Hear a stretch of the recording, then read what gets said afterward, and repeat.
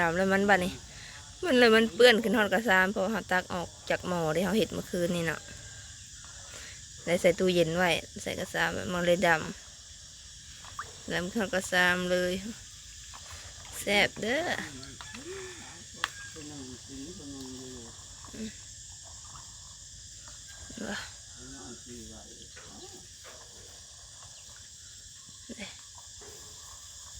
มาทุกคน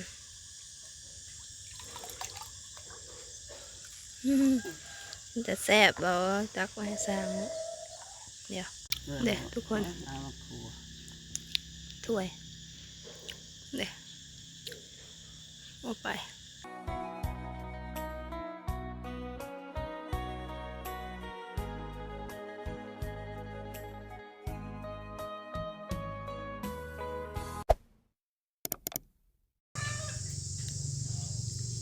กราบสบายดีและสวัสดีเด้อพ่อแม่พี่น้องมาสุขทุกคนมาสมองสปอนบ่ว่าอยู่ภายในหรือว่าต่างประเทศกลางยินดีต้อนรับทุกท่านเข้าสู่ช่องน้องโมซาแนลเนาะพ่อแม่พี่น้องโดยทุกคนตอนนี้ก็อยู่ทั้งเงินทั้งซานแล้วทุกคนตนเศร้านะทุกคนเนี่ยนี่เบิ่งทุกคนสภาพนาเขาเลยเป็นนังซี่อยู่ดีๆมันก็แสบฮอนขึ้นแล้วก็ดำขึ้นเปื้อๆสินะเนาะมณิกาสิมาอัปเดตทั้งเงินทั้งซานเนาะทุกคนก็คือทั้งสางเพิ่นได้มาโบกทั้งเงินทั้งซานได้3 มื้อมานี้แล้วเนาะแต่ยังทันได้อัปเดตอยู่เพิ่นก็เห็นได้มื้อละล่องรวมมื้อละห้องเลยเนาะแต่เพิ่นโบกข้างในก่อนห้อง2 ห้องนะเขาเอื่นว่าจังไดวะมื้อละแปลงมื้อละแถวมื้อสร้างนี่แหละเอาก็บ่เป็นว่าวนะทุกคนตัวนี้ก็แดดแปะแดดแปลงเลยเพราะว่าเพื่อนหาก็ได้มาเห็ด3 มื้อนี่ตอนนี้ก็อยู่ตรงนี้ลังซานเด็ดไปเด็ดเป็นคนบางข้างหลังต้นไม้กับกักซากอยู่ยามแรงเนาะฮ้อนนะฮ้อนแท้ฮ้อนว่าสภาพได้สปินกองลังให้เบิ่งทุกคนว่าเพิ่นเฮ็ดจะใส่หอดใส่แล้วเนี่ยเข้าไปเบิ่งเนาะทั้งลังซานของเขาเองโอ้เด็ดแปะเด็ดแปะเด็ดคน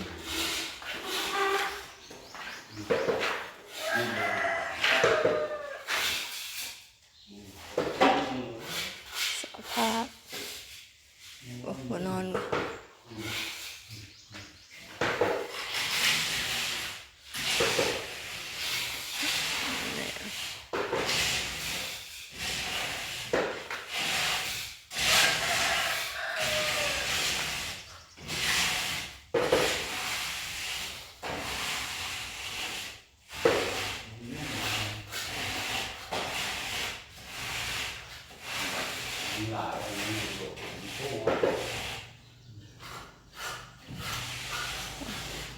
ด่างก็นอนก็เลยฟังด้านที่4นะทำแล้วเจ้าก็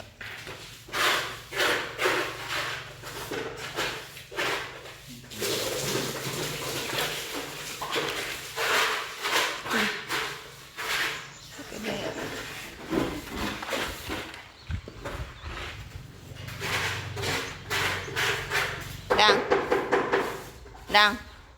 บักดังคนเพิ่งขึ้นมานอนเป็นห้อนเขาสั่งวันมือแล้วไปลงแล้วห้อนได้อยู่ตลาดก็ได้3 มื้อมานี่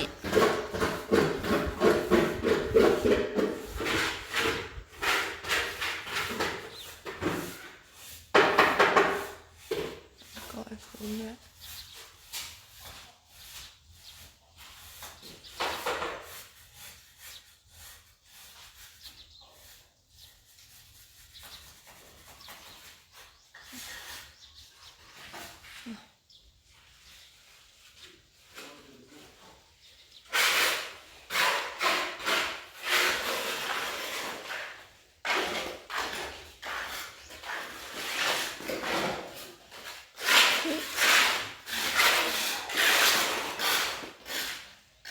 เย็นโหดเลยมันหวาน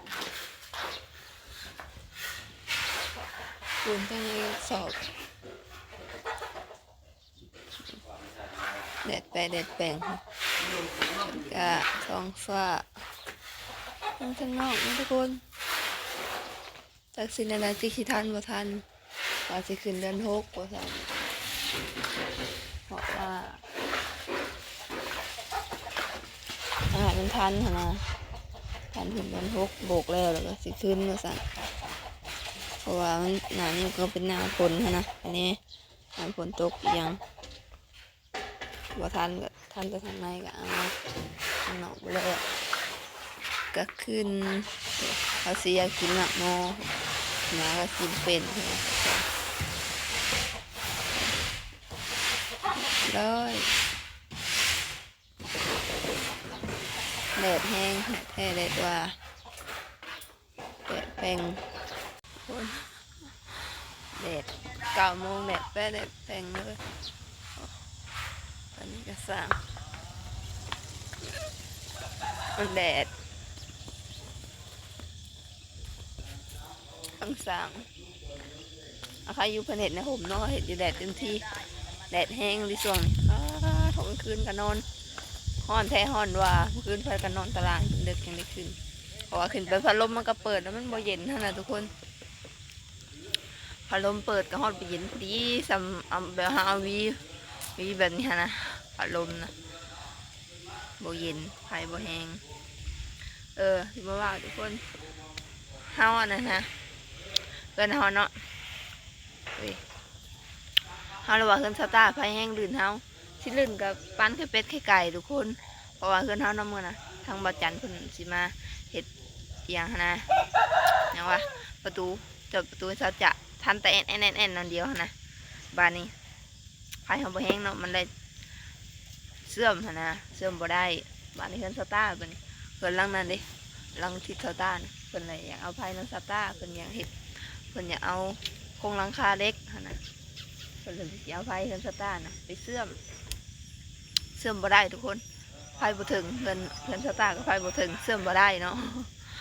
เลยเพิ่นหลังนั้นก็เพิ่นว่าทีแรกก็สิเอาไฟเพิ่นสตาร์นั่นแหละแต่ไฟสตาร์ก็บ่ถึงมันเสื่อมเล็กบ่ได้แฮงบ่ได้ดังซ้ำเพิ่นเฮาซ้ำเพิ่นสตาร์นะบ่ดังแอนคือเพิ่นน่ะยังดังนี่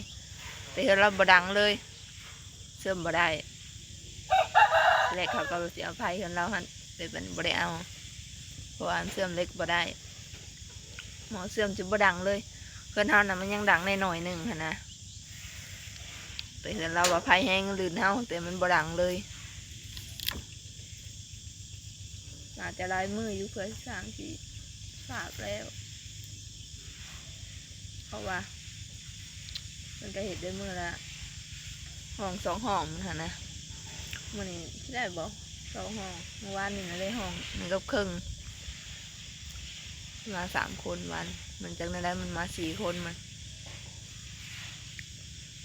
ได้เลยจังได้เด็ดไปเด็ดแปลงต้นกลางยังพันได้มาพอเพิ่นถ่ายอีกเมื่อวานเพิ่นถ่ายที่ย่างหมดจังได้เป็นสุอันนะก็บ่ค่อยอยู่มาทันมาวันนี้มาพอมาอยู่นี่มันก็ไม่ยุ่งอยู่ทุกคนมาเฮือนเฮาก็มันฮ้อนเกินมันบ่มีฮ้อนผมมีฮ้อนพี่สังวันนี้อยู่เฮือนเพิ่นเพิ่นบ่อยู่บ่มีคนเลยจ้ะมาดินน้ำมูกไปสิมานี่มันไม่ยุ่งอยู่มันฮ้อนเอาเลยเพิ่นก็หวานอยู่เลยเจ้าด่างค่ะก็ลงมา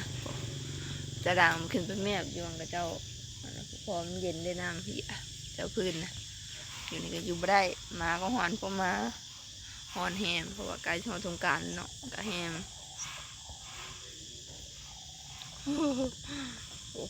อันนี้ฮะจะเป็นนี่จ้ะคนตกใจในห้องสนั่นวันไหวอยู่แม่หาบุหินมันนะ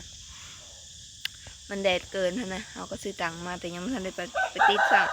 ติดมันได้ตัวเดียวนะแนมบุหินมันแดดซื้อตังมาละลาบริติดเลยซื้อตังมาขัดนี่ด่างเห็นยังนี่เนี่ยเงามีแต่แดดเปล่งเป๊ะแดดแบบมีลมแดดเดือน5 เดือน6แล้ว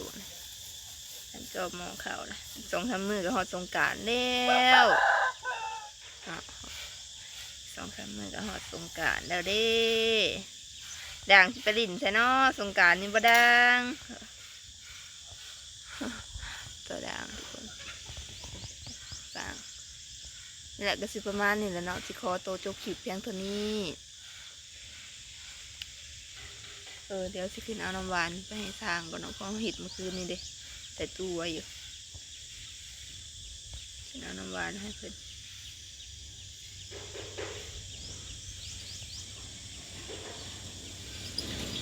เอาน้ำหวานทุกคนเดี๋ยวแป๊บนึงเดี๋ยวไปเบิ่งก่อนตามแล้วมันบัดนี้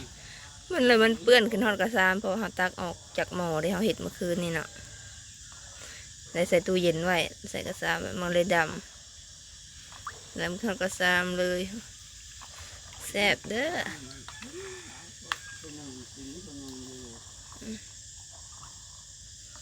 ว้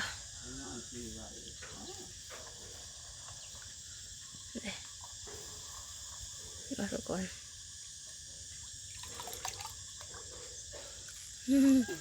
มันจะแซ่บบ่ตักไว้ให้สร้างเดี๋ยวทุกคนถ้วยเดี๋ยวเอาไปให้สร้างนี่กระซาม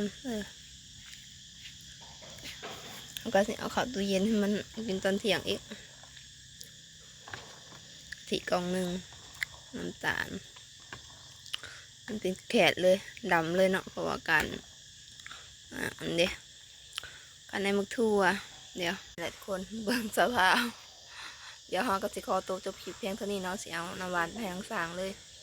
ถ้าทางเขาว่าพิมพ์แมนประการใดผสมมาภาคควรอันใดก็ขอโทษขออภัยพ่อแม่เอฟซีหลายๆเด้อเนาะสำหรับคลิปนี้ไปแล้วเจอกันคลิปหน้าทุกคนสบายดีโดยไปแล้ว